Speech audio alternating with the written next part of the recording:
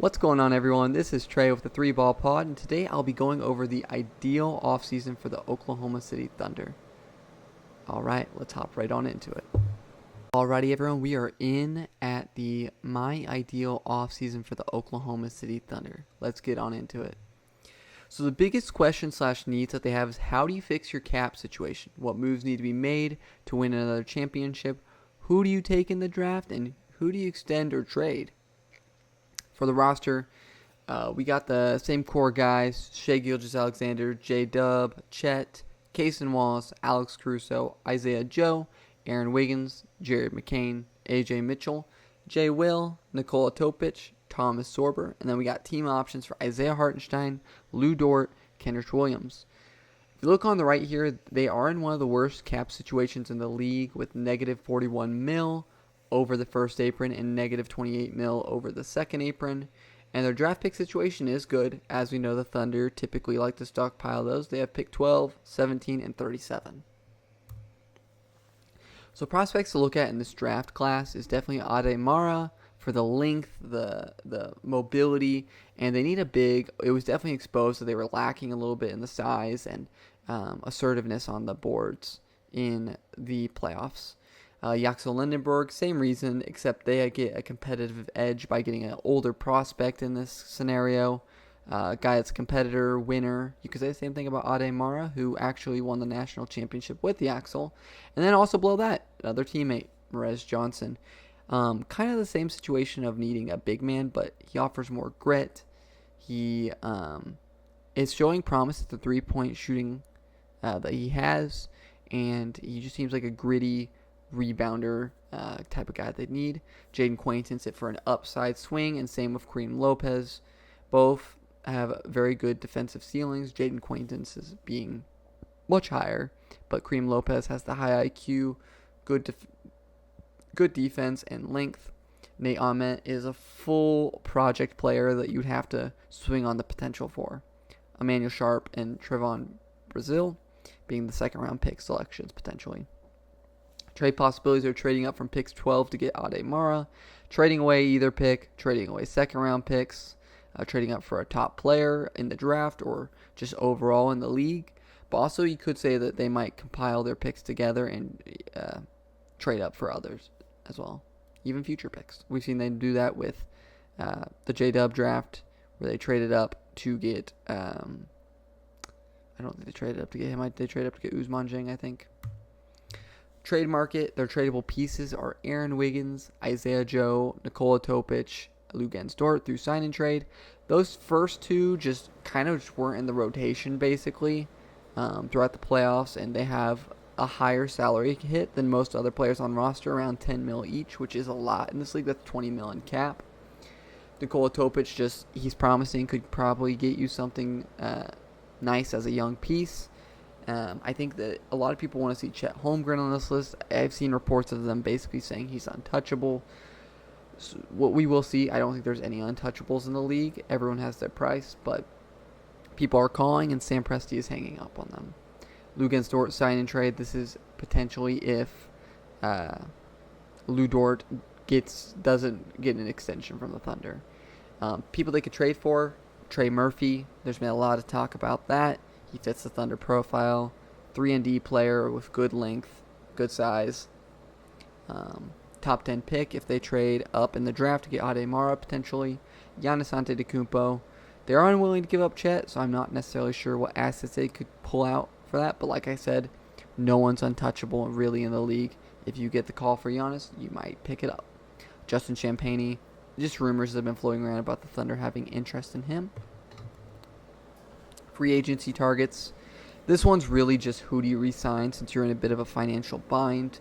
Options being re-signing Hartenstein, re-sign Lou Dort, re-sign Cason Wallace, re-sign Kenrich Williams. A lot of you are probably wondering, why is there no AJ Mitchell? Why is there no Jared McCain? I think that the Thunder typically do like to get ahead of those. I wouldn't expect that in the offseason, this offseason at least. If it does happen, it better be for a great deal, because they're going to be in a financial hole next season. And it might be good to try and re-sign them this offseason, so could potentially see that happen. All possible paths that they could go for: trade for Giannis. I just don't fully see this as likely since they're not willing to give up Chet. But again, everyone has their price. Trade for top 10 pick, re-sign Hartenstein, Dort, Kaysen, or Kenrich, or just a combination of each. Trade draft picks away just to get future draft picks. Trade for Trey Murphy.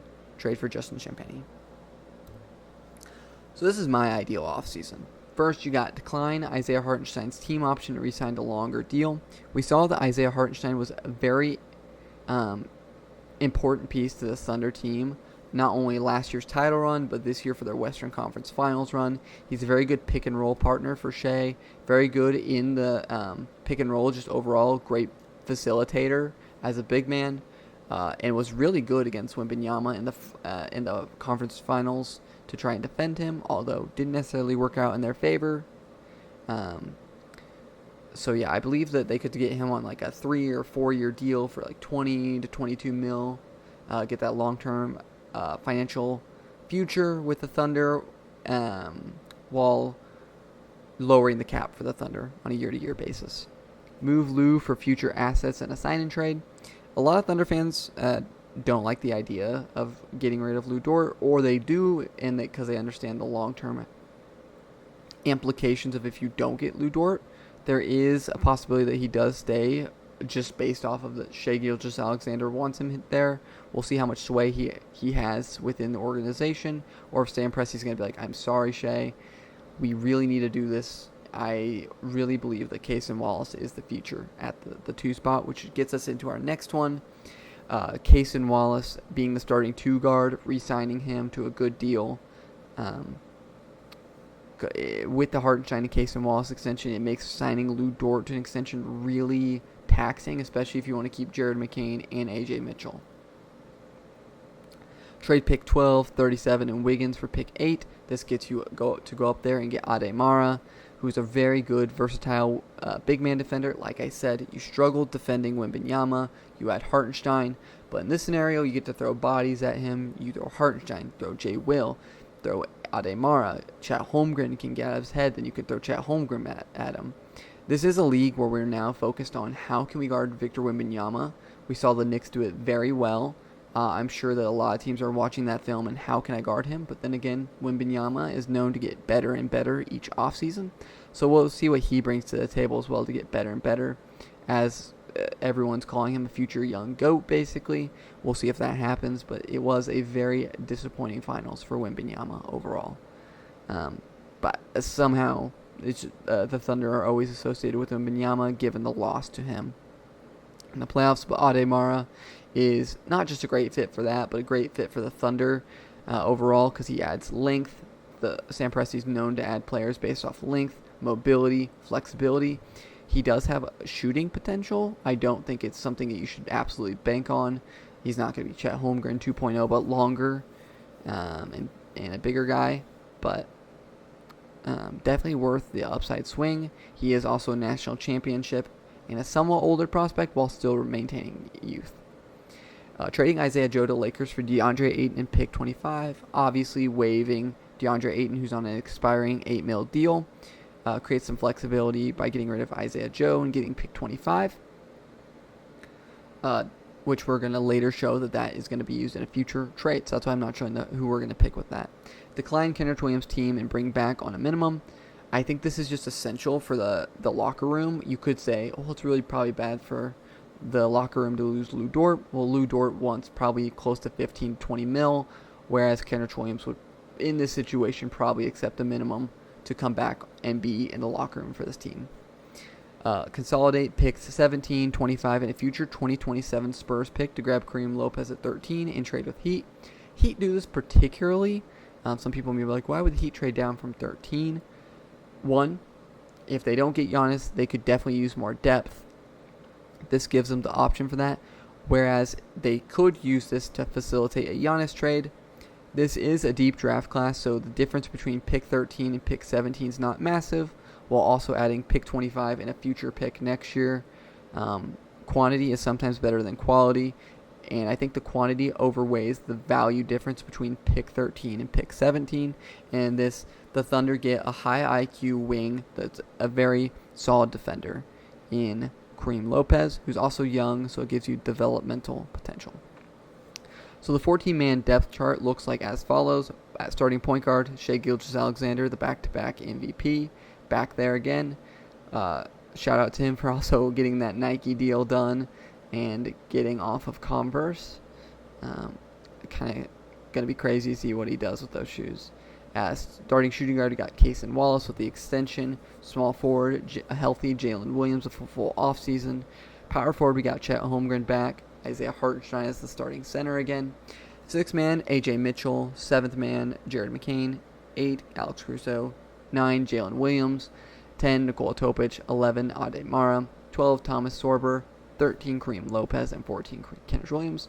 The numbers aren't really indicative of anything because we all know that the Thunder can always find a diamond in the rough and then make their way up the rotation. But, this is just, I put the rookies lower. Thomas Sorber is basically a rookie coming in, so I think Ade Mara has much higher upside than Thomas Sorber, so that's why I put him a little higher. But we'll see. This Thunder team still remains deep while getting that financial flexibility they much needed.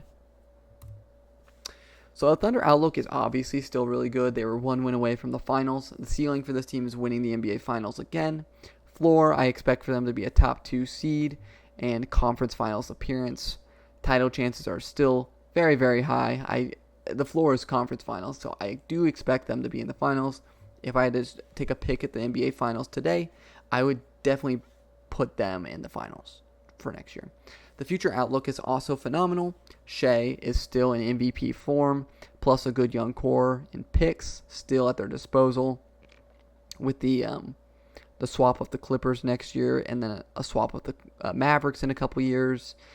Then they have a Nuggets pick. They have just all sorts of picks still, and a large quantity of them.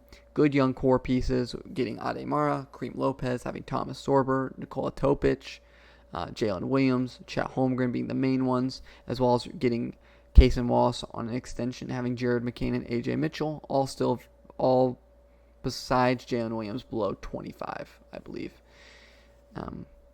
Overall, Thunder retool and reassess finances. Losing Lou Dort really is a blow to the defense, but making it up by getting new size of Ade Mara and a future replacement for Lou and Kareem Lopez potentially, as well as re-signing Hartenstein and Cason Wallace. Staying really competitive, young, and creating financial flexibility a year before a really tough 2027 offseason. Overall, the Thunder are in a great spot still, and I expect them to be a championship contender yet again. Overall, make sure that you like, subscribe, use that bell notification to let you know when there's more videos, and let me know in the comments what you think about what the Thunder should do. And as always, peace. See you in the next one.